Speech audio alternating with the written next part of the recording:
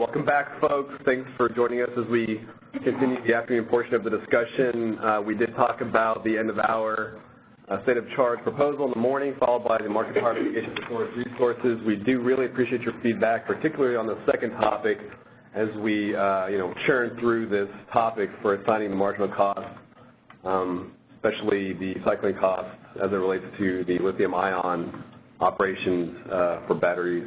And with that, I'll hand it over to Lauren, who will pick right back up with the variable output demand response topic. Thanks, Jimmy. Hi, everyone. My name is Lauren Carr. I'm going to be going over the variable output demand response topic for today. So let's go ahead and get started. By definition, variable output demand response may be unable to deliver its shown MQC in real time due to its variable nature. We define variable output DR as those whose maximum output can vary over the course of a day or month or season for a variety of factors, including production schedules, seasonality, temperature, occupancy, etc. And this affects both the CAISO and the demand response resource in the RA space. The central tenet of the RA program is to ensure sufficient energy is available when and where needed. And if the DR resource can't bid its full shown RA capacity amount and deliver it under its must-offer obligation, the resource may be assessed RAIN penalties. So that's kind of where this topic originated from in the ESDR process. And then if we move on to the next slide, many DR resources also have availability limitations that can affect what it can deliver as RA. Availability limitations are significant dispatch limitations, such as limited duration hours or event calls, that could affect a resource's ability to provide the energy that's associated with the RA capacity the resource provides. And the CAISO will rely more heavily on both variable and availability limited resources in the future. So it's critical to assess the ability of these new resources to displace carbon-emitting generation while maintaining system reliability and serving energy needs every hour of the year. We had a conversation last time about the difference between variable and availability limitations, and the CAISO believes both should be considered moving forward with this topic, and so we'll get into that a little bit more throughout the call today. On the next slide, we have the two key principles that the CAISO is going to look at as a part of this effort. The first is related to the qualifying capacity value. The QC value must consider variable output and availability limited demand response resources reliability contribution to system RA needs. And as a part of the ESDR process to help inform and advance local regulatory authority consideration, the ISO is going to discuss how to perform a loss of load expectation study and establish an ELCC value for demand response. The second principle that we're looking at as part of this effort is the market participation and must-offer obligation. And the CAISO believes the must-offer obligation should align with the resource capabilities.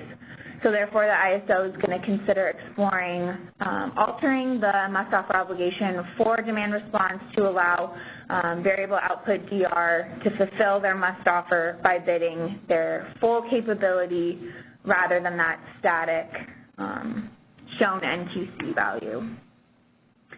So those slides kind of covered a little bit of background on just framing the issue. I'll go ahead and pause and see if we have any questions before moving forward. Thanks, Lauren. As a reminder for folks, we ask that you please push #2 if you'd like to enter the queue and ask a question.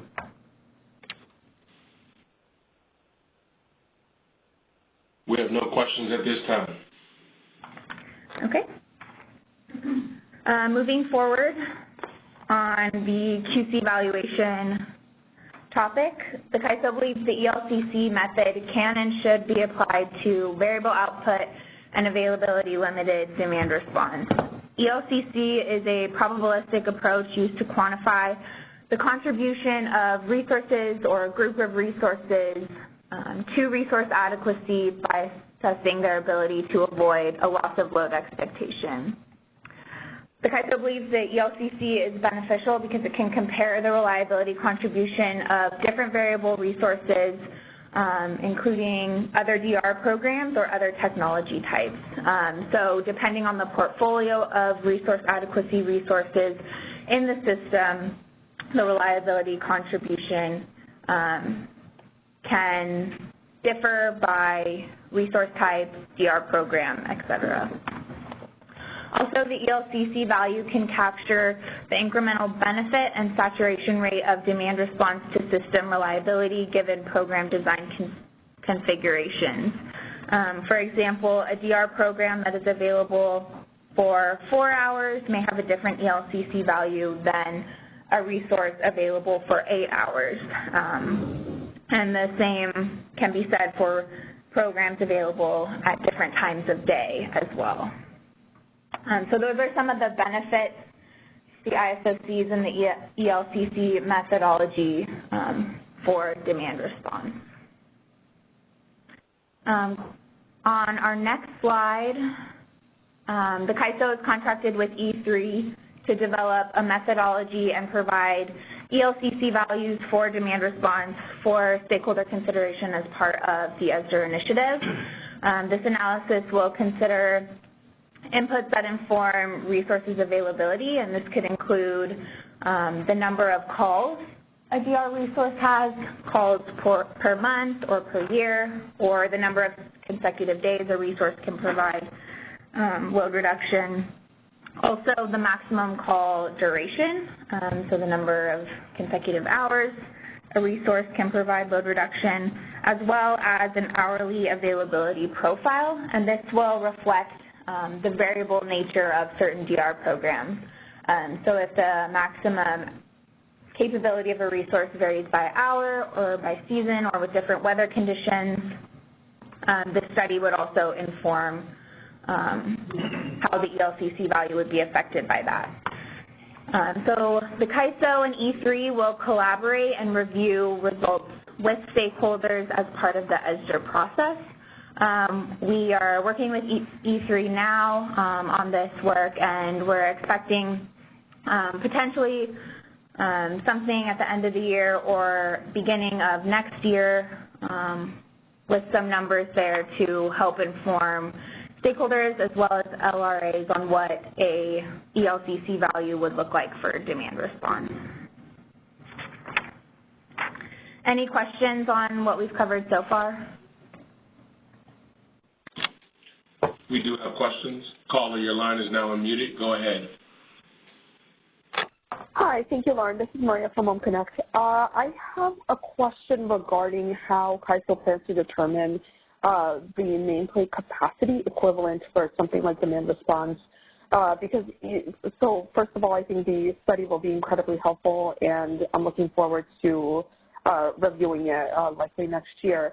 But at the results at the end of that study, we will have a percentage ELCC value, the percentage that's applied to the nameplate capacity. In the case of wind or solar resources, that's a very obvious value. It's engineered and everyone knows it when the resource is being constructed. It's completely different from demand response, and I was a little surprised that this wasn't addressed in the revised straw proposal. How do we establish the nameplate capacity to which then the ELCC value would theoretically apply? Hi, Maria. Thanks for that question.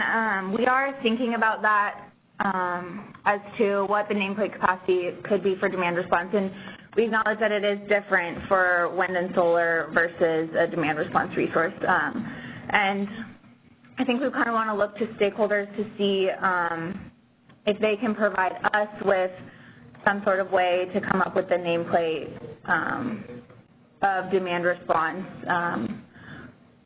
because we're still kind of thinking about how that should be applied going forward. So if you have ideas about how that could be determined for us to use going forward once an ELCC is established, then if you could provide that in your comments, that would be really helpful for us. Sure, we'll provide ideas in the comments. Thanks. Thanks. Next question. Your line is now unmuted. Go ahead. Hi, Lauren. Steve Greenlee, CES. Just a timing question. On the ELCC and the E3 study, I'm presuming, I think you said in earlier iterations that you intend to kind of submit whatever comes out of this process into the CPUC. You mentioned coordinations with the LRAs. Just curious whether, with the E3 study, you intend to submit that into the next RA cycle, or whether you think you'd kind of wait to the end of ESDR 4, towards the end of next year and submit it into the subsequent RA cycle. Just a timing question. Thanks. Thanks. Yeah, we're still looking in terms of timing-wise when we would want to submit the CAISO's proposal, including the E3 study, into the CPUC process. But we want to make sure it's fully developed through the ESDR process before we submit it into an RA proceeding at the CPUC. And since the LRA is really the one that determines the QC value methodology for resources for RA capacity, we think that's an important step of the process, and we want to make sure it's fully developed through ESDR before bringing it to a proceeding with the CPUC. Okay, well, that makes perfect sense, but it sounds like then you're going to kind of let it, conduct a study, vet it with stakeholders really through the balance of most of next year and then submit it. So. Yeah. Okay. Yeah, that's all right. Thank you. Yep.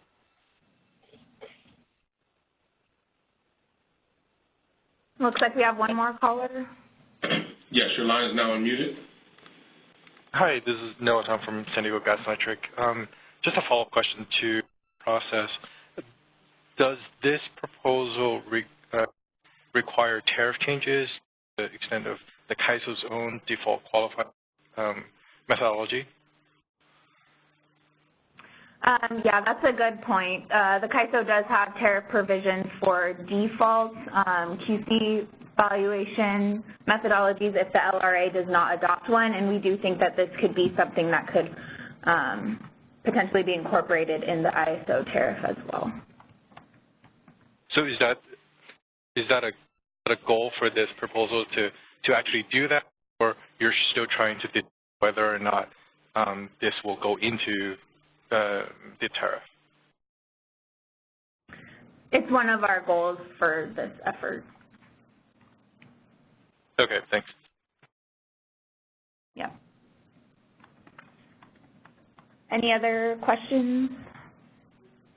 We do have one more. Caller, your line is now unmuted. Hi, Lauren. This is Nor from Olivine. I'm wondering how do you intend to deal with new programs as they arise with potentially different operating hours and different resource configurations?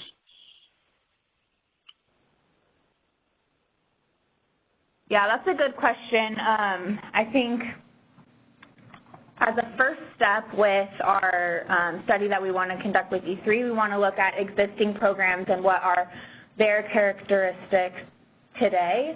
However, as this moves forward and potentially gets implemented as the way to value demand response resources, it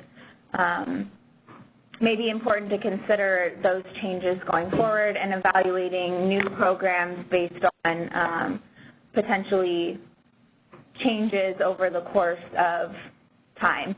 Also, we think the ELCC methodology can help inform future program design because it could inform maybe what are the best hours to design a program around or what duration we are looking for. So it's kind of on both sides. The ELCC can both inform new programs on what is needed or preferred, and then also value existing programs that are currently providing resource adequacy.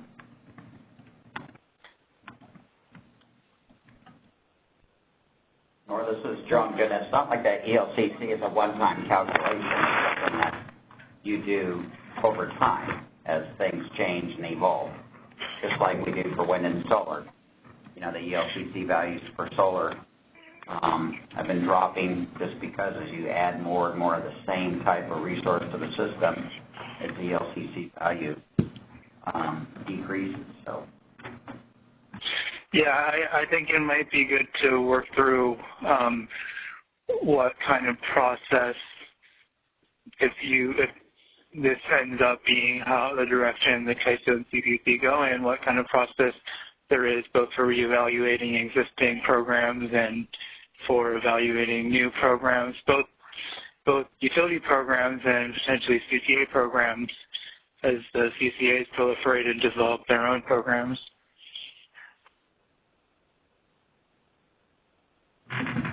Yeah, thanks, Noah. That's a good point that we'll consider moving forward is how the process would look like if we adopt this and how often it would need to be done.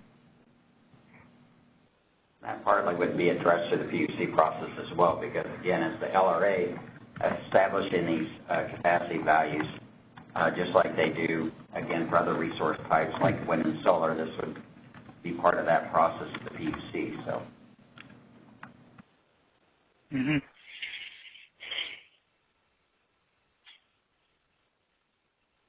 Do we have any other questions, Noah or anybody in the queue? Question in the queue. Go ahead, caller. Hi, this is Paul Nelson, consultant for CLICA. So could you expand a bit more on how ELCC is going to be used for the must offer? And I guess specifically I'm curious to get your thoughts on what happens if the DR program can provide more megawatts than its ELCC value indicates? Sure. So, yeah, the ELCC value is just one number, NQC value is one number, but over the course of a day or a month, if the maximum output can vary, it could be possibly above that value or below that value. And our proposal for the must-offer obligation is that the resource should bid its full capability, which could either be above the NQC value or below the NQC value, or potentially add it. But whatever its full capability is, that's what the resource should be bidding into the market.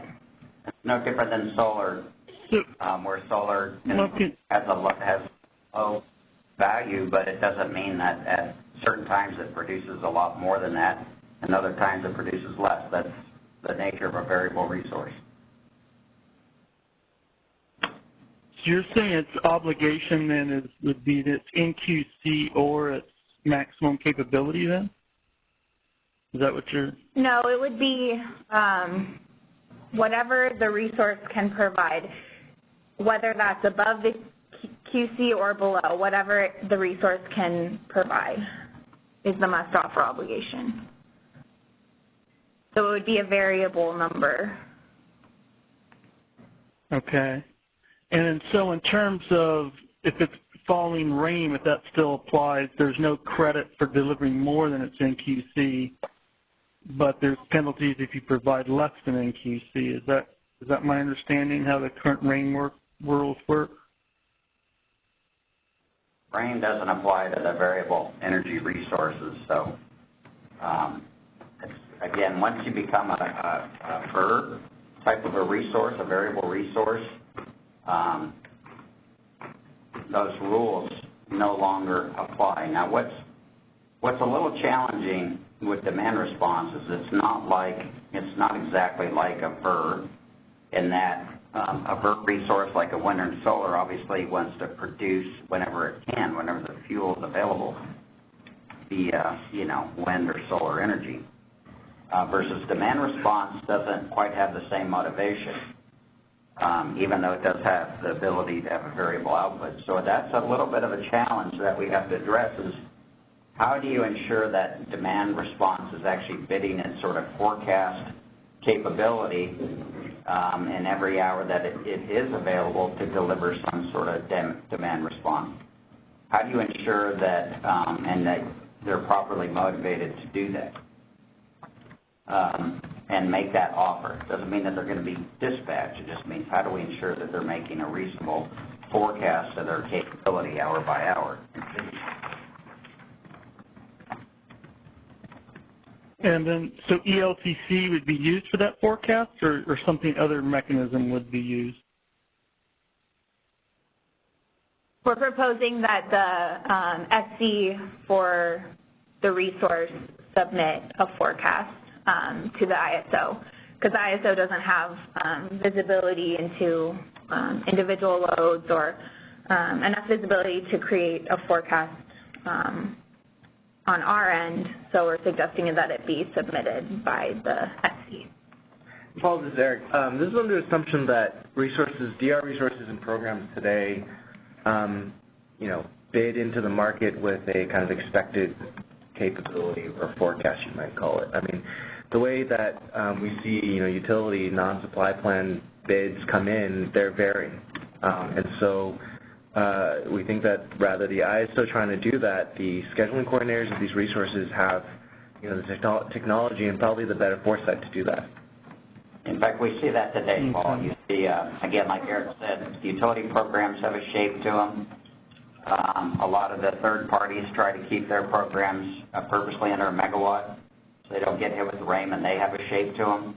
So obviously this DR generally is a variable resource. It's not, as we consider it in the RA world today, is like this fixed resource that whenever you call it, you'll get the same megawatts. We all, I think, realize that DR is not like that. Not even the large industrials. The large industrials actually have a shape as well. And that's partly, bid is based on, reducing your output to a specific level. And it doesn't depend on where you start from, which means that on certain days, certain production schedules, certain weather, you're going to get a different output or curtailment from that resource based on kind of where your starting point is.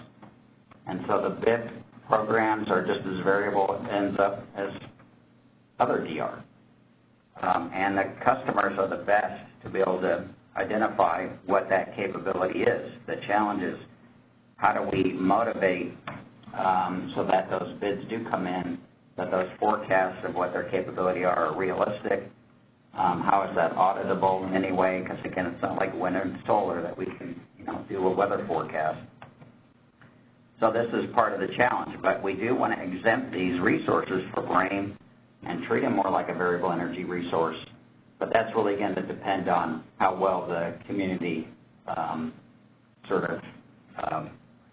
participates and goes along with this, and that there's not some sort of gaming of this. Okay. Thank you very much. Mm-hmm. Thanks, Paul. Do we have any other questions before we move on? Looks like we have one more. Yes, caller, your line is now unmuted. Hi, this is Mariam from the California Public Utilities Commission. We've referenced DR programs a lot in context to the E3 study. So I want to ask, are we only looking at the IOU DR programs, or will the E3 study be looking at everything DR that's currently being bid into the market, including DRAM resources or third-party non-DRAM resources or third-party non-RA resources that are using the Rule 2432 to bid into the market? In terms of the study with E3, I think to begin we're focusing more on IOU programs, but may also consider DRAM and other third-party programs as well, depending on how the process unfolds. And as well, this proposal for the ELCC, we're thinking should apply both to IOU programs as well as DRAM and third-party programs. So in the study, we're focusing on IOUs. Currently, we may also consider DRAM and other programs. We'll have to collaborate further with stakeholders on that.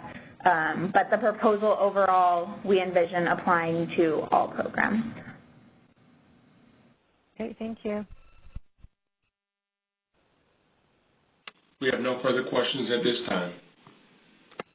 All right, so we'll go ahead and move on to our next slide. Let me say one thing. Sorry to interrupt, Miriam. I think that the ISO would still provide the capability for a DR resource that is more like a fixed resource, like a generator, that no matter when I call it, I get the same megawatts, you know, any hour, any day, any season, whatever it is, that I'll get X megawatts. And that option is still definitely on the table, because there may be some DR that's supported by some technology behind the meter that allows for a fixed megawatt quantity no matter when I call it. So we still want to provide that kind of capability, but we also, which is, again, how most of DR is treated today, which we know doesn't really fit most DR in reality. And that's why we want to introduce as an alternative this idea of a variable output demand resource that gets some of the benefits of being a variable energy resource, but again, some of the burdens too, that because it is variable, that some of the capacity values can be derated if that resource can't sustain a number of loss of load expectations or prevent. Yeah, thanks, John. That's some good clarifications there. So moving on to the must offer obligation section. So with the adoption of the ELCC, the CAISO can also modify must offer obligations for variable demand response. So we're envisioning that these resources could fulfill their must offer obligation by bidding the amount they're physically capable of providing. And as we said, that could be above the qualifying capacity value they get in some instances, or below. Last time we talked about potential real-time data that could need to be submitted to the CAISO in order to ensure feasible dispatches and as well give CAISO the visibility into what the resource could provide. And we heard from stakeholders that they're expecting a lot of their programs may not be variable intra-hour, so they may be able to predict ahead of time variability over the course of a day, and that wouldn't change hour to hour. So for resources without this intra-hour variability, we're envisioning that they may be able to reflect this variability through their bids. Currently, bids are submitted on an hourly basis, 75 minutes prior to the operating interval. And if their capability will not change between when bids are submitted and when the resource needs to be operating, then the resources could reflect this variability through their bids by bidding the amount that they can provide on that hourly basis. If we move on to the next slide, resources with variability intra-hour would need to submit that capability in real time in order to ensure feasible dispatches. So the resource would submit their bids on an hourly basis, 75 minutes before the operating interval, just as they do today, but then the SC would provide their forecasted capability on a 5 or 15-minute basis, and this capability would set the upper economic limit on their bids in order to ensure feasible dispatches if the capability of the resource changes after bids are submitted. The CAISO proposes that resources meet their must offer obligation by bidding the amount they're physically capable of providing per their most recent forecasted capability.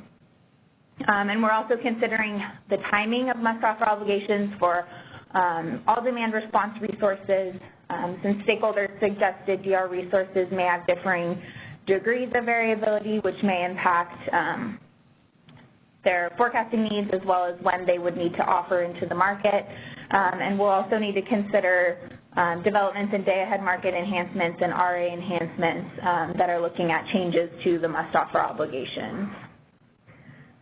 So with that, I'll go ahead and pause and see if we have any questions on what we just covered. I will also say that after we pause for questions here, the ISO does have a new feature that we'll be trying out today with some polling functionality where we'll ask questions to stakeholders and then they can respond through the WebEx, and we'll do that after this time for questions here.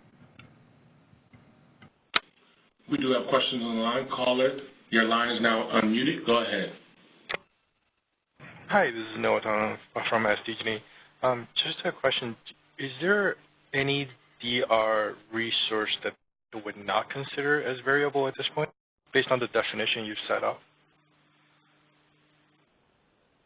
Yeah, so we think there could be potentially DR resources that are not variable if they can provide that fixed NQC amount any hour of the RA month. So it doesn't vary with what the time of day is. It's available for 24 hours, the same value for the entire RA month. You could have a battery behind the meter that's doing this or something like that. Okay, thanks, John and Lauren. And then if the CPC has a different QC methodology for specific types of programs, that would override this default QC methodology for the ELCC as well? Like today, yep. Okay, great, thank you. Thanks. We'll take the next caller. Caller, your line is now unmuted. Hi, this is Noah from Olivine. I had some of the same questions as Noah. John, it sounds like the resource you're talking about sounds like a generator, which isn't allowed in California to provide DR. I would think batteries tend to do retail services, which would preclude them from participating for at least part of the day for their full amount. And then, Lauren, a question about the real-time capability. Like so if you're submitting a 5 or 15-minute inter-hour forecast, when would those be due?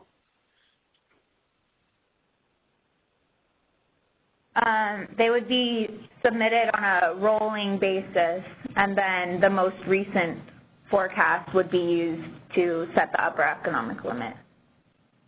So, like, what are these all, like, when the forecast, the updated forecast, what interval does that apply to? So, like, if I'm submitting a forecast at 1:30 p.m., what interval is the first interval that's affected by that forecast?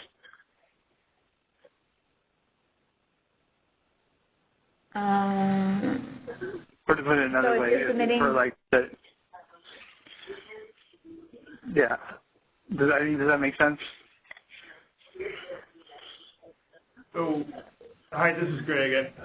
So, you know, you'll put your bid in 75 minutes before, but then as you go along through the hour, you're going to give an update of your, today the birds give updates to the forecast, so I think we're just giving an update of your capability in the same time frame. It's probably about 7 to 10 minutes prior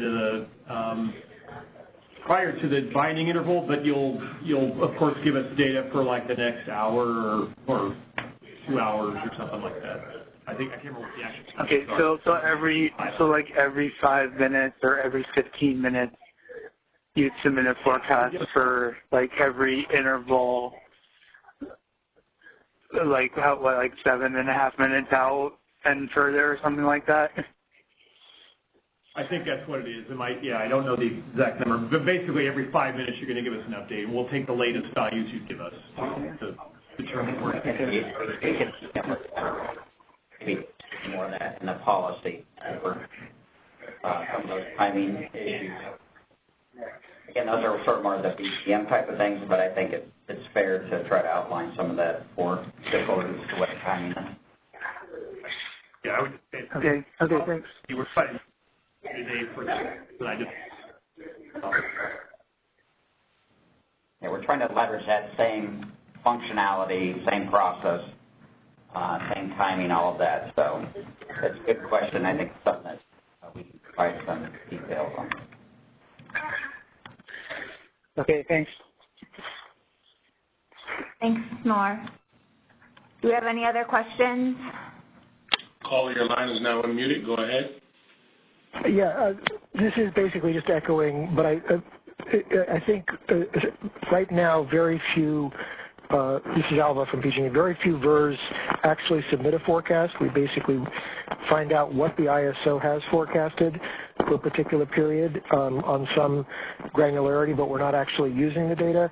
So getting the timing down, this essentially becomes part of your bid now for these DR resources, and it's likewise, you've got the same, exactly the same process being implied for the hybrid resources. So to be very necessary to have a clear understanding of what is required in terms of providing forecasts, when they need to be submitted, and what happens if a forecast doesn't.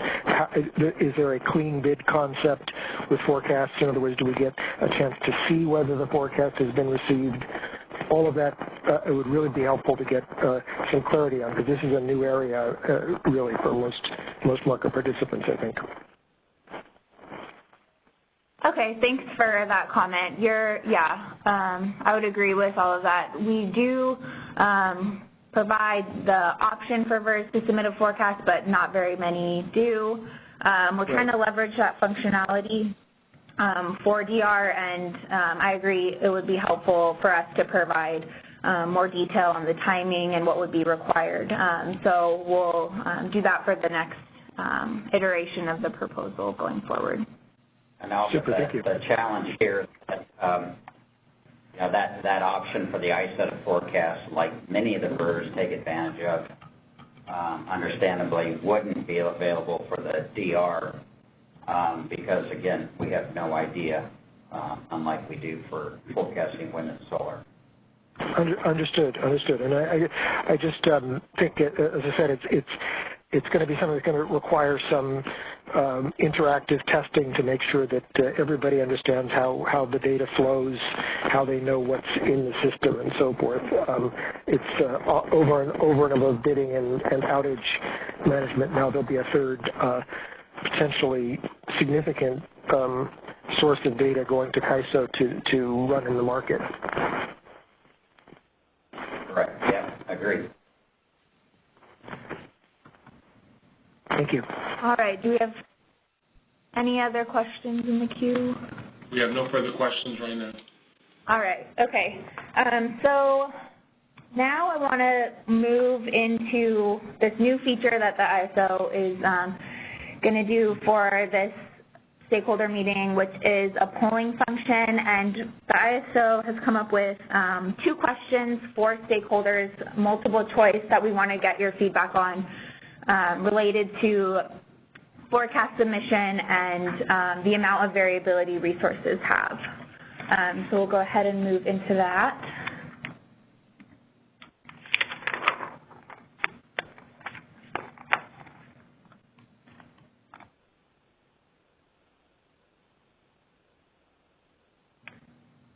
Okay, so it looks like on the WebEx we have the 2 polling questions for stakeholders to answer. The first is, do demand response providers expect the need to utilize the real-time forecast submission to reflect variability of demand response resources? The first option is A, yes, resources have intra-hour variability that cannot be reflected through bids. The second is no, they do not have variability that can be reflected through, and variability can be reflected through bids. The second option is, or the third option is, no, my resources do not have variable output and can provide fixed load reduction. So that's the first question, and stakeholders that are utilizing the WebEx can vote on those. The second question is, if you answered A, what is the expected magnitude of variability between bid submission and the operating interval? And this is just initial estimates based on your experience for us to roughly gauge the type of variability we should expect, and also the benefit of providing this forecasting option for demand response resources. And we'll give you guys some time to answer those questions. And then at the end of the variable output DR section, we'll go over those with stakeholders to review. And just for everyone's awareness, we'll be able to see how many respondents answered each option. And we'll go over that at the end. So to be clear, if you answered A for the first question, then you answer the second question. Yes. If you answered B or C, you don't need to answer the second question. Yep. Are there any questions about the poll before we move on? Jimmy? We have no questions at this time.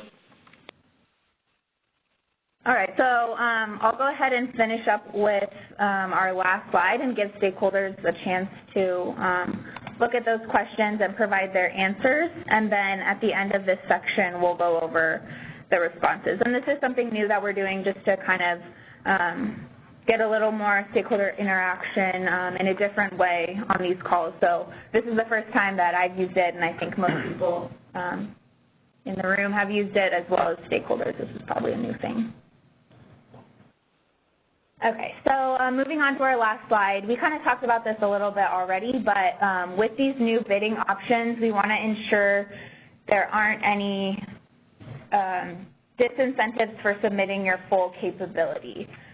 So we want to make sure we establish adequate controls to ensure the submitted forecast capability as well as the bids reflect the resource's full capability.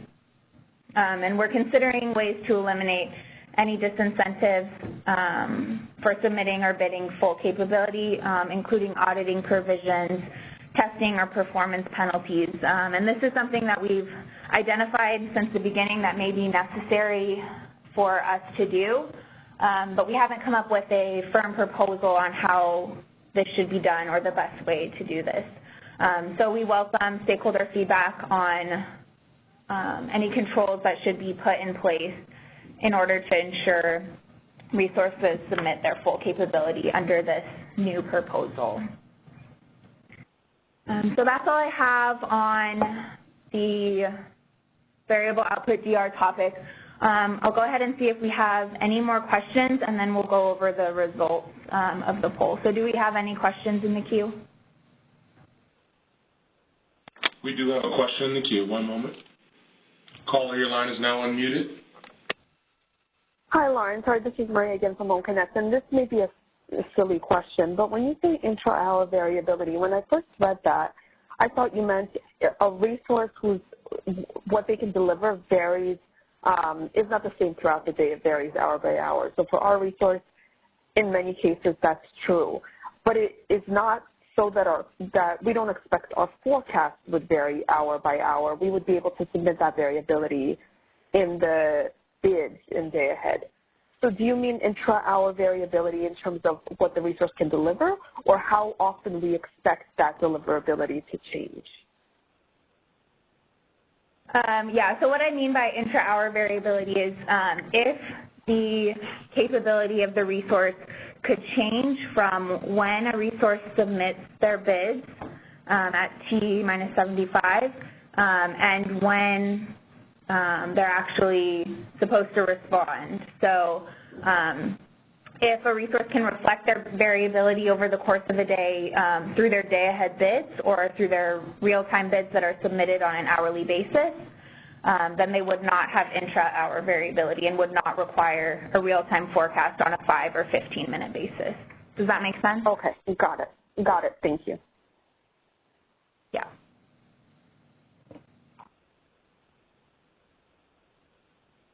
Any other questions?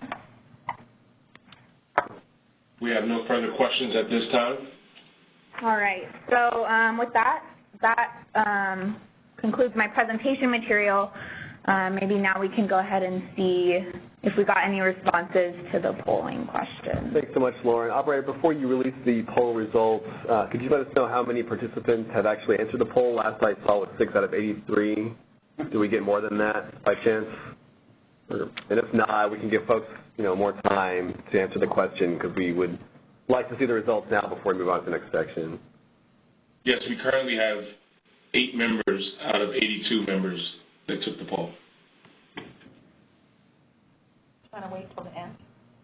Okay, yeah, we can give more folks some time to answer. So I guess we can wait till the end of the presentation, operator, to release the poll results. So absolutely, we did have a question come to you as well. Sure.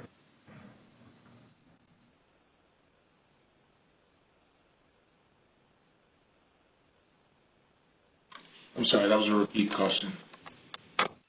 Okay, so is there any more questions in the queue? No further questions at this time. All right, thanks so much. All right. Thanks, Lauren. So, yeah, just to let stakeholders know, you still have time to answer on some of those questions. Obviously, it's very DR specific. We have a wide variety of stakeholders in our initiative. So, anyways, appreciate all those who can answer to that.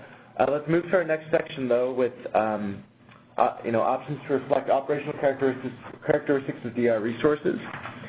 Here, what we're talking about in our next slide, please, is that our proposal, and we've really kind of addressed this starting from ESDR 3, and we've always kind of talked about the different operational characteristics and how DR resources can reflect that in the market.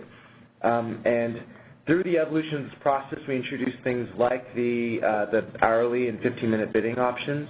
That was really to assist resources that had these requirements that needed, maybe a longer duration in a dispatch, or maybe even a longer notification for an award, just to prepare their customers or those resources or those aggregations or DR aggregations.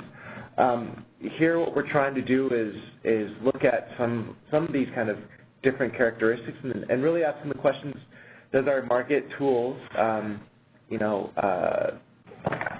rightly characterize those types of programs? So what we've learned so far through just the various stakeholder interactions and comments is that there are various characteristics, and some of those are things like a minimum length of time it must respond to a dispatch, maximum number of hours it can respond to a dispatch. This is really our DR programs and set program hours that is established through tariffs, and that all occurs with the local regulatory authority. There's a maximum number of hours within a day that's available for dispatch, as well as some requiring responses that are contiguous. And so, a dispatch must, go beyond maybe an hour, or it no longer can be used for the rest of that day once the resource is instructed to go to PMN of 0 megawatts, for example. And so that's kind of the next one there. And it's related to that, the resource is not capable to have any vary responses once it's dispatched, meaning that once it's dispatched to curtail, the resource must respond in between its Pmax and its Pmin. And for example, if the resource has a Pmin of 0 megawatts and a Pmax of 5 megawatts, it is only going to be able to provide 5. It cannot move from 5 to 3 to 2 per a market dispatch. So that's all to say that there are varying characteristics that differ by each program.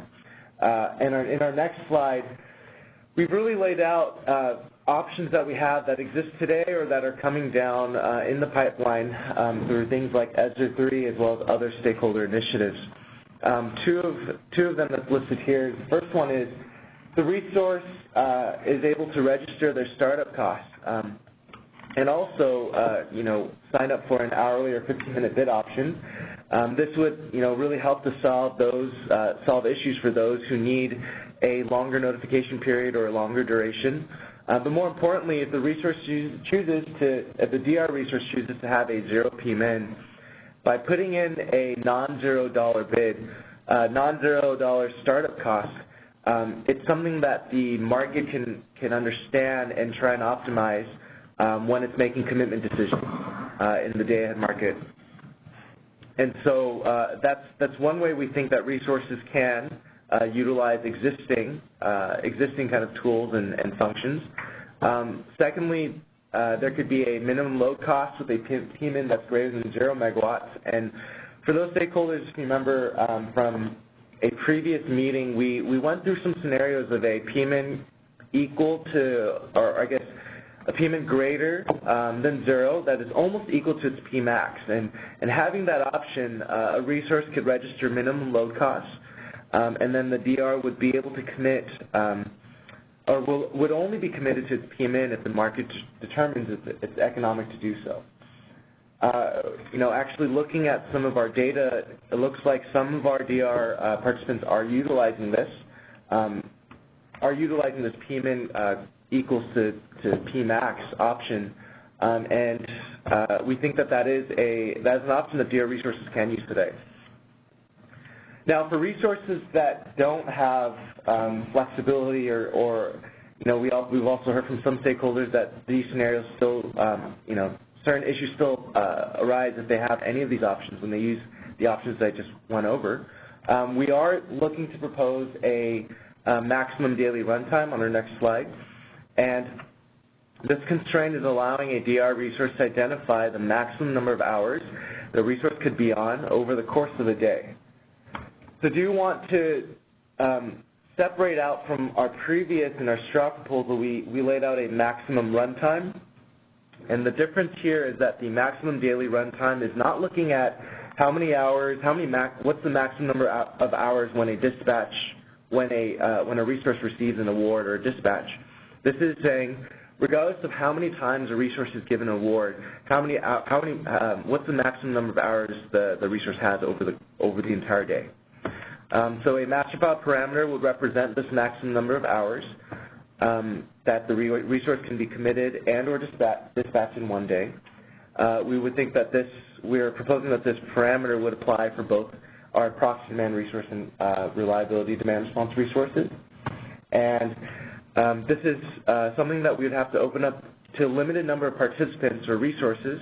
And so initially what we're proposing is that the resource would have a 1 megawatt or greater capacity.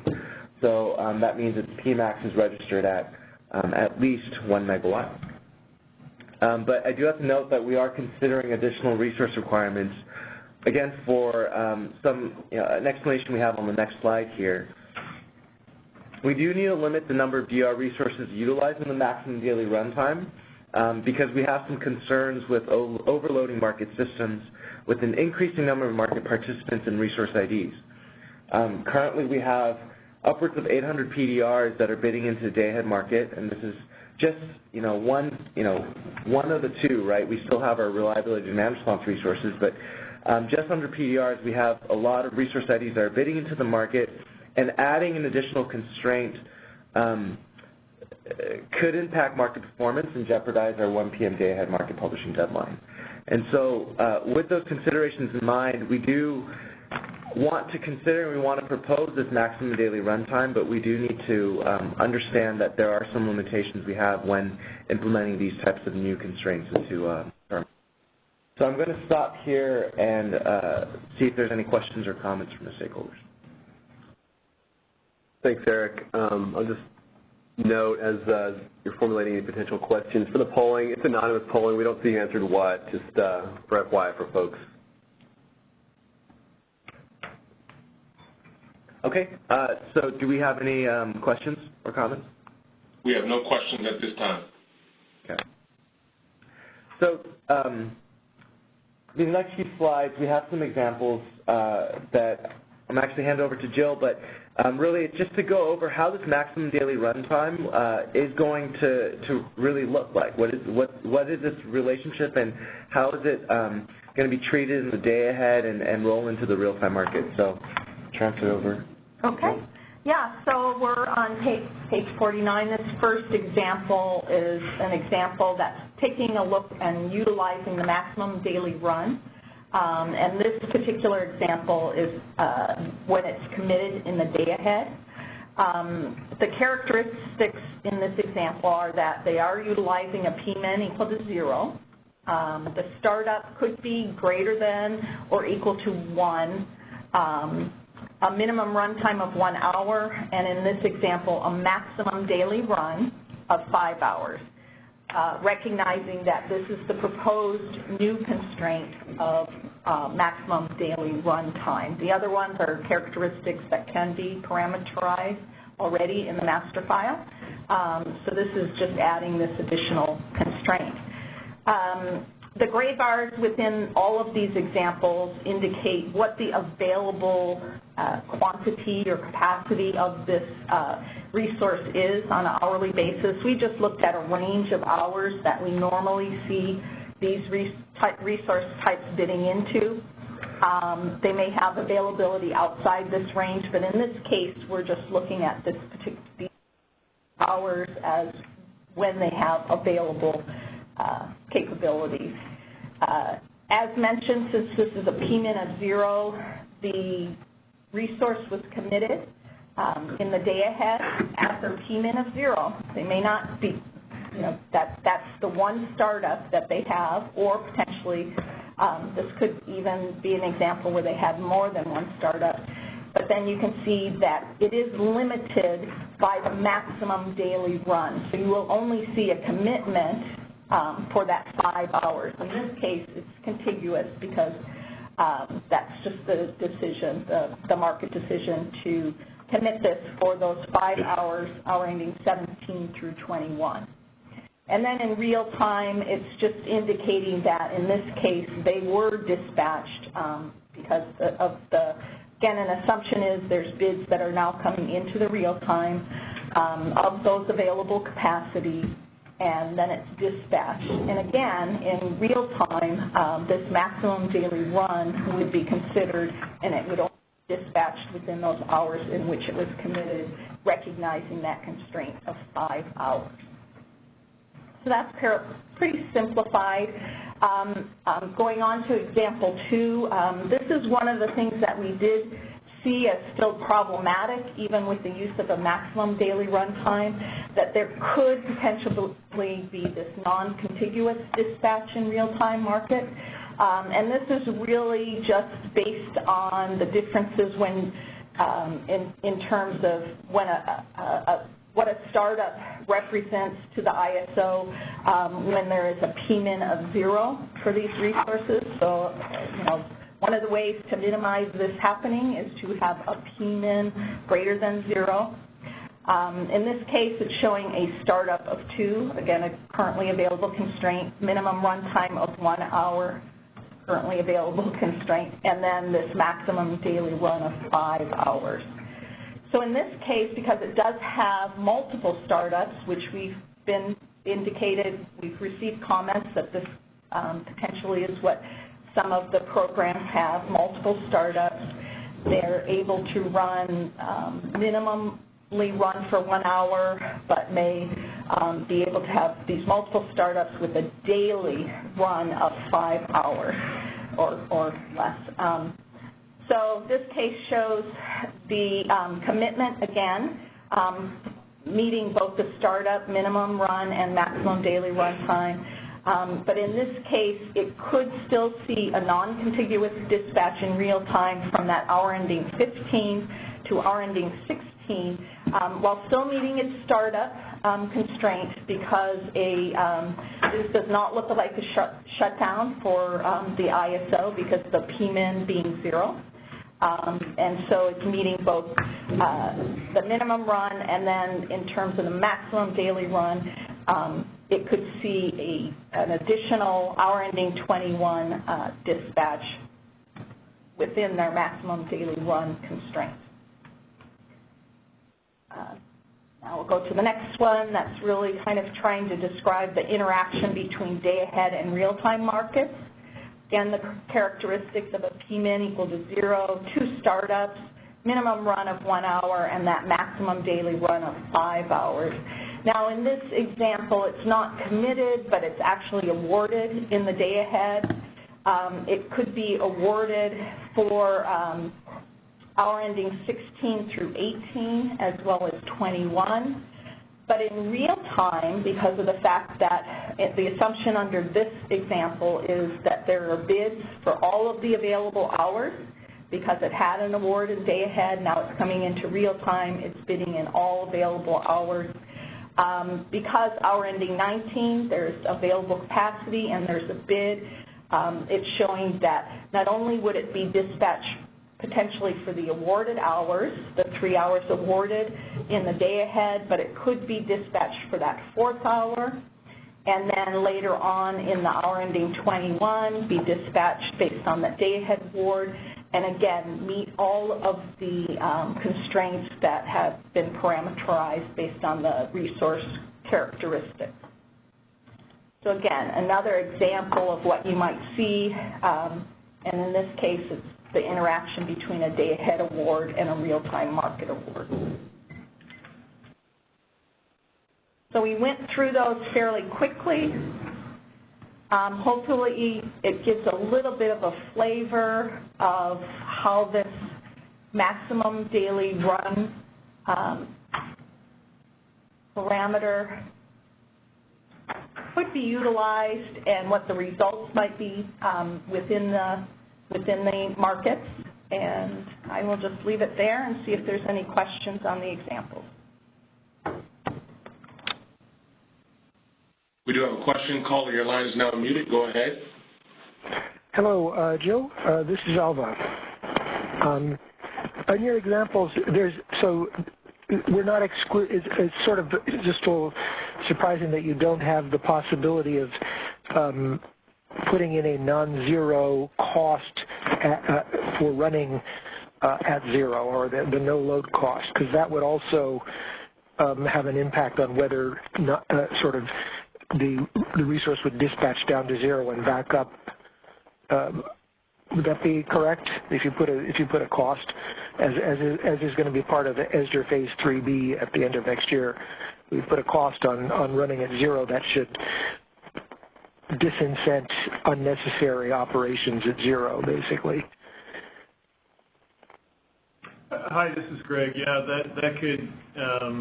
that could also help by disincenting operation at zero, unless there was some benefit to be gained by bridging two non-zero time periods. Right. Thank you.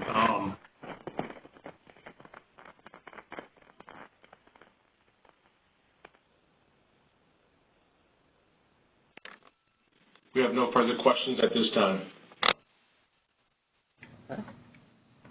But can we say it's safe to say that these examples could still happen if there was a cost with a PMIN? So it's not. Be clear.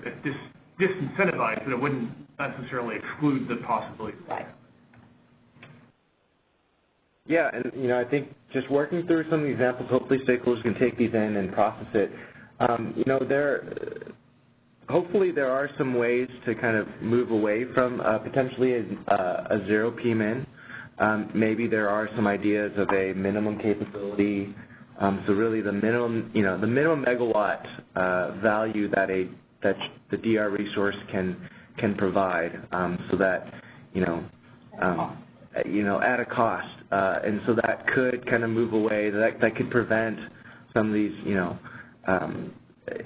infeasible dispatches that DR resources may be receiving. So just want to encourage stakeholders to work through, maybe even use kind of the existing, these examples that we've laid out in the paper and here, and to provide back comments with scenarios that you'd like to show us.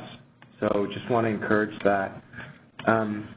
Maybe we just, before we transition to our last topic, we can just show the polling results now, since we're all on the DR. So if the operator can actually show those results, it'd be great. Do you have questions on this?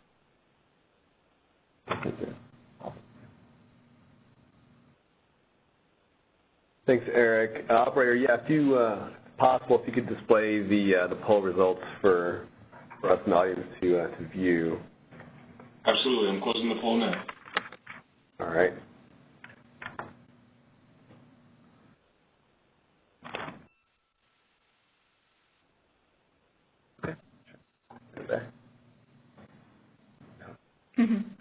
Okay, well, now my resource has something.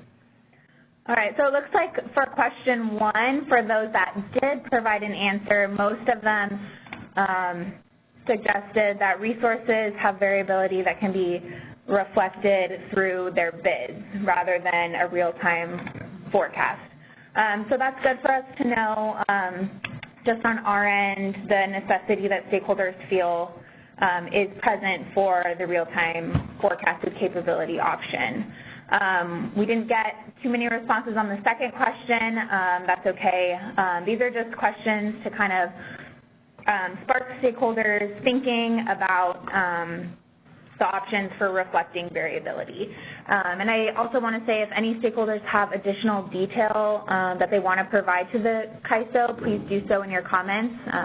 I know with just the multiple choice, there may be some things you would rather provide in written comments, so please feel free to do so.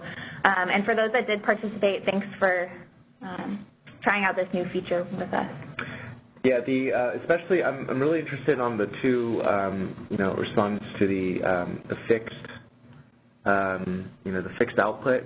Just if you could provide in comments or share, or even just sending us an email if you didn't want to put that in, if you didn't want to share that publicly, what type of technology you are thinking that has a fixed output. I think that would be helpful for us to understand as well. Okay. Do we have, I'd like to just say if there's any general DR questions, I'd like to maybe answer that before we move to our behind the meter proposal or section. Operator, are we good? Thank you. Call it. Okay. This isn't actually a general comment, but it was just a comment on that question, that point about the P-min, is that P-min would be a reasonable thing to use if it could be dynamic, and it really isn't feasible to use that as a dynamic value in the way the market works right now. So maybe the CAISO would want to think also about making it possible for the P-min to be set automatically to P-max, or for market participants to be able to modify the P-min more dynamically than they do now. I'm trying to think about that. If your P-min is 0, I guess you do have the option to re-rate the P-min up to P-max in OMS. Is that kind of what you'd be thinking about in terms of being able to use P-min in DR?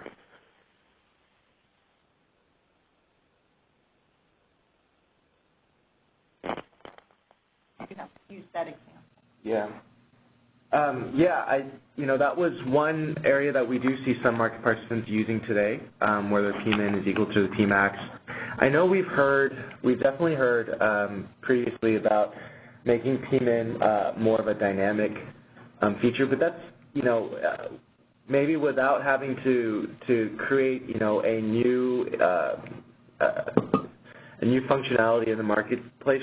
That's where I was suggesting that a minimum capability means that P-min value won't ever change, in the sense that if you know that a DR aggregation at its minimum can always provide 1 megawatt, but we know that there's some variability beyond that, that may be one way to reflect it.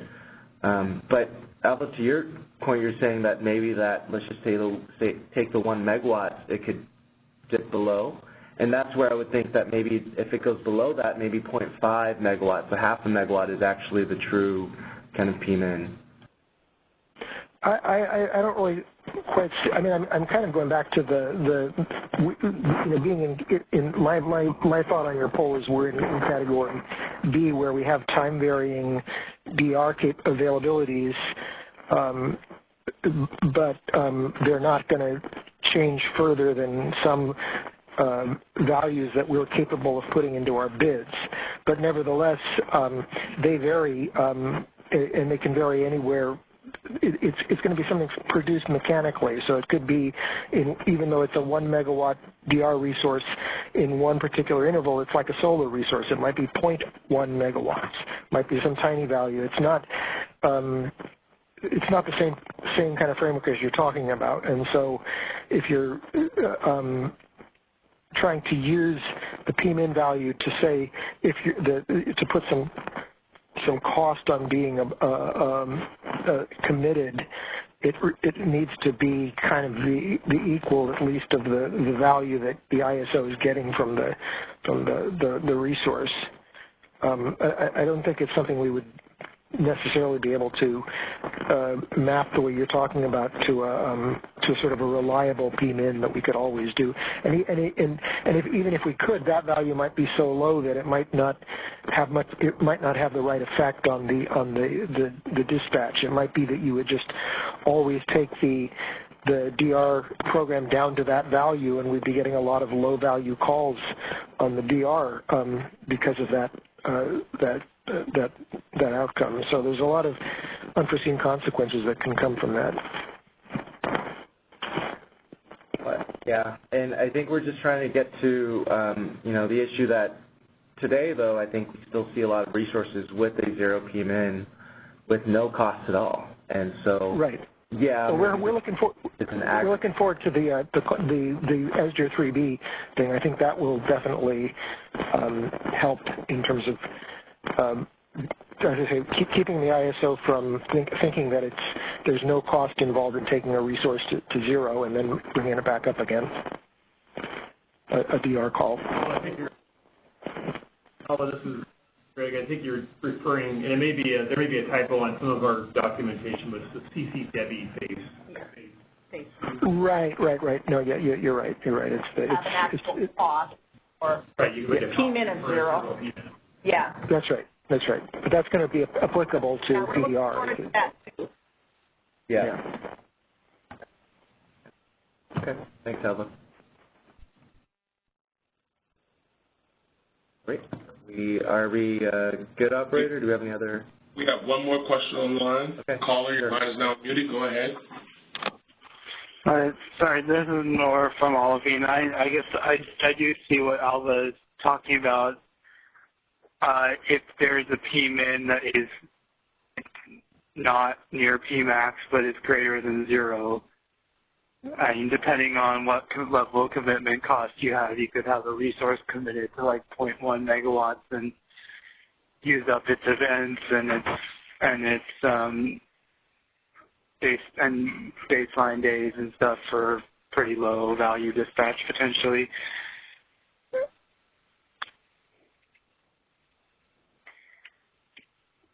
Yeah, no, I think that's a fair point. And I think that's why we've landed more, and we've seen it, again, with participation of a p-min closer to their p-max more than, more than something that's in between. So that's a good point. Yep. Yeah. Thanks. Okay, that was our last question or comment. I'm just going to move on. That was our last question. Thank you. All right, so we are now on the discussion of our DER multi-use application non-24/7 settlement. So on slide 53, we've explored the settlement of behind-the-meter DERs and their participation in the wholesale market. And it was all under the construct of a multi-use application. And stakeholders have known, like we've included this from the issue paper. We asked some very specific questions that we got good stakeholder feedback, as well as had some good calls and discussions on this as well. And I think from our last call and comments, we got some very specific suggestions, which we appreciate a lot. From stakeholders on both ends. So those who maybe represent, our utility distribution companies laid out some of the very specific requirements that they need in clarification. But we also received some of the suggestions from some of our developers who had some ideas on how we can account for this retail versus wholesale settlement. And really what our revised draft proposal was trying to lay out was the differences in these opinions and suggestions. We tried to lay everything out. I would want to preface this with saying that if you do want to learn a little bit more about the specifics of these suggestions that some of the developers made, I would say you should look back at the very last set of comments. I believe it was from our August 21st call, but the last set of comments where we had some very good responses.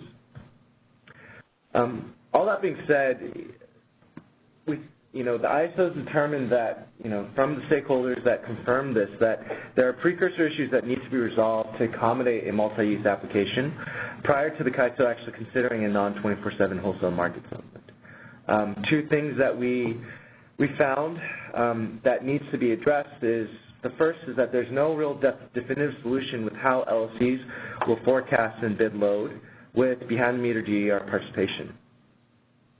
Secondly, we think that there are several solutions that were presented by stakeholders to account for both retail and wholesale settlement, but quite a few of those suggestions actually require that the local regulatory authority was needed to provide clarification to the utility distribution companies on how to have the right rates in place, for example, or maybe even setting up new rules or requiring investment into new technology. And so we felt that there was still a lot of jurisdictional clarity that needed to happen, and these were the two kind of main points from stakeholder comments and a collection of all discussions that we've had so far. So slide 54, the utility stakeholders detailed some cross-jurisdictional requirements that needed to effectuate this multi-use application for a behind-the-meter resource. First was rules and standards. UDCs and LLCs need jurisdictional clarity specific to CPUC, jurisdictional behind-the-meter resource participates by exporting into the ISO. There's still some open-ended areas such as the net export rule, which again we want to clarify that the ISO does not settle for net exports, but it's not necessarily, that rule doesn't necessarily just prevent a resource from net exporting onto the grid. A second one here is that support systems. Separate metering is needed to understand a wholesale versus retail. Obviously, this is coming from a utilities perspective, that instead of some sort of accounting methodology behind the meter, a separation would clearly account for what's retail and what's wholesale. And if in the case that there isn't this separate metering, some sort of account methodology needs to be put in place. And all our utility stakeholders did say that IT and billing systems needed to support these new proposals. And I think we are well aware through different CPUC proceedings that all the utilities are going through some major overhauls of their settlement systems that won't be ready anytime in the near future. It's still a couple years out.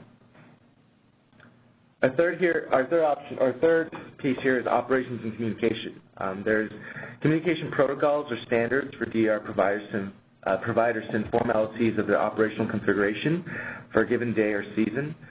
These were things that the ISO, along with the three utilities, actually laid out in their T&D interface coordination paper report that was published now almost 2 years ago, that require that there's some coordination that does need to occur between a transmission operator and distribution operator, and would say that there's still some more work to do, and actually it's something that the ISO has picked back up with its utility partners. There are also, on the next slide, there are also several questions that remain on differentiating the retail versus wholesale settlement. First question is, should there be a demarcation of hours of when behind-the-meter resources can provide either wholesale or retail-level service? With regards to metering standards, which entity owns and controls the meter and meter data to account for separation of retail and wholesale transactions and settlement? Thirdly, does there need to be a new retail rate for resources participating partially in the wholesale market? And lastly, how should UDCs, utility distribution companies, separate retail charges or payments when the resource is settled in the wholesale market? So these are some of the questions that we have drawn out from the comments. I'm going to take a pause here and see if there's any comments, or maybe even some stakeholders want to provide some more insight into the points that we just made.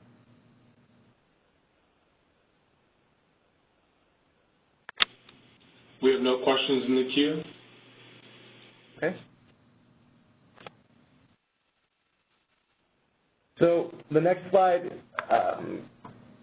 covers, and really the questions that we just asked too, these aren't questions that the ISO has. We really wanted to lay out that these are the open-ended items that we do feel that the local regulatory authority needs to have some sort of forum to address them. But these are some of the suggestions that we heard from stakeholders on potential accounting solutions to the discussion. The first suggestion was that LRAs would set standards for UDCs to net out any wholesale activity from a customer's bill, while DER owners would be responsible to communicate load or generation for correct accounting. And so this would obviously work in coordination with a non-24/7 settlement on the wholesale market side. Second suggestion was that all export of energy from the behind-the-meter resource would be settled as wholesale, while all load is charged as retail. So, for example, the behind-the-meter battery is discharging into the wholesale market, which would be settled by the ISO, while the UDC or LC would assess retail rates for all load, including when the battery is charging, even if it is for wholesale discharging purposes. This example here already lays out the clear need for coordination between the CAISO, which is FERC jurisdictional, versus the LRA, which is a state jurisdictional entity, and the coordination that's going to be needed for the UDC or LC to assess the retail rates for all all load that is charging, or I guess the battery that is charging. So clearly it shows that there definitely needs to be coordination between the CAISO and a local regulatory authority. The next slide has our third suggestion here, where it allows, where it was suggesting that we allow for the settlement of net export under a proxy demand resource model. Here, kind of what we stated earlier is that the net export and the no net export kind of settlement that the CAISO has today isn't necessarily a way to just kind of to not allow for net exporting, but we think that that decision has to be made clear by a local regulatory authority. And there's a lot of intersections with resources, especially those that are sitting behind the meter, that those are participating as a NEM meter or a NEM resource, and so we think that there needs to be some clarity that the CAISO can't make that determination. Our last suggestion here was to create a similar construct to the load shift resource model with no symmetric dispatchability requirements. Specifically, the bidding rules there would be bidding rules to bid above the net benefits test price threshold to provide energy and bid below $0 for charging. This suggestion here was mirroring exactly what we suggested for the PDR load shift resource, which is under our ESDR 3B implementation. And we don't feel that that's necessarily appropriate because we are talking about a DER aggregation that is utilizing our non-generator resource model. And there's a clear distinction here between those who are participating as a demand response under a PDR, proxy demand resource, versus those who are a DER aggregation and would actually be a non-generator resource. So these were the four suggestions that I just want to highlight, but I do want to say again that there's a lot more details that I definitely do not do justice in, and I would, request that stakeholders who want to know more be able to go into the comments and read it. But I'd stop here and see if there's any questions, as well as just comments to those who recognized their suggestions and wanted to provide some more details if they needed, if they wanted to.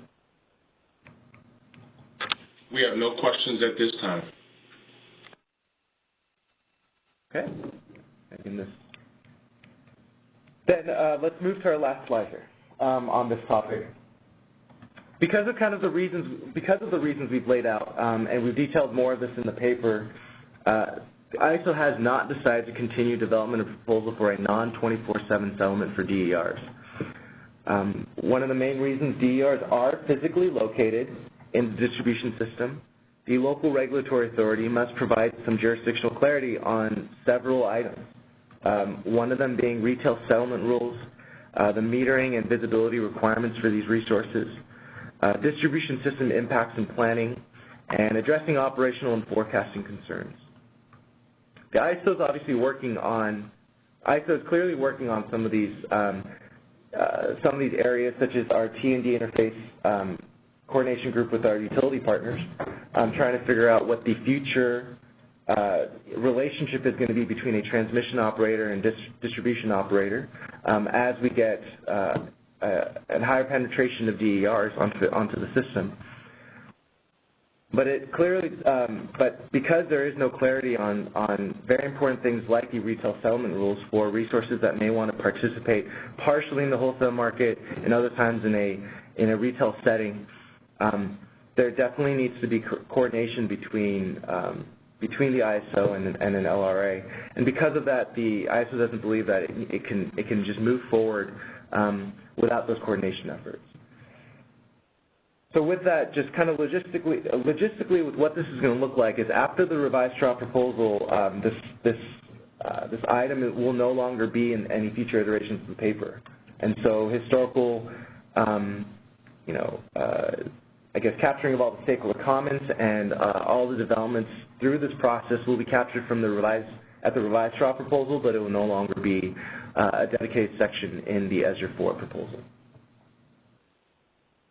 And because this is potentially our last time to really talk about this, I just wanted to allow for any stakeholders if they wanted to express any opinions or make any last comments on this. I'd like to just pause here for a brief second and see if there's any stakeholders on the call.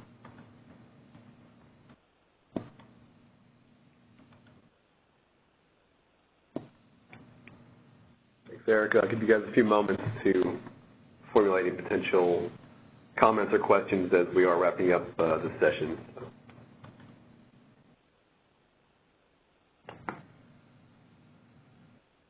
Okay.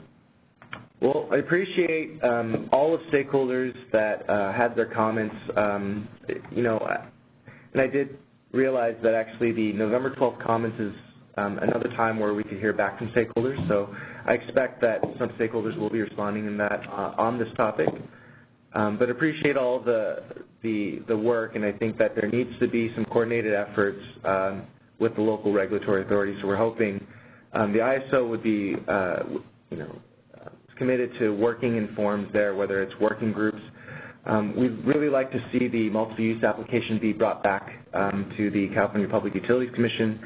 And so I know we have some of our CPUC representatives here on the line, so we're really looking forward to that, to addressing some of these open-ended questions that the MUA working group report actually reported on. And so, if the future coordination efforts do, work out, the ISO would consider how it could, I guess how it could work out the retail versus wholesale settlement rules. So we appreciate all we appreciate all the efforts by stakeholders on this.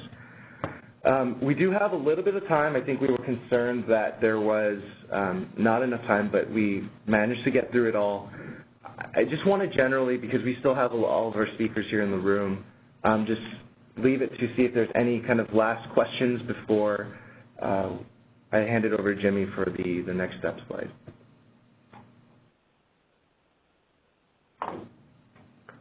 As a reminder for folks, please push #2.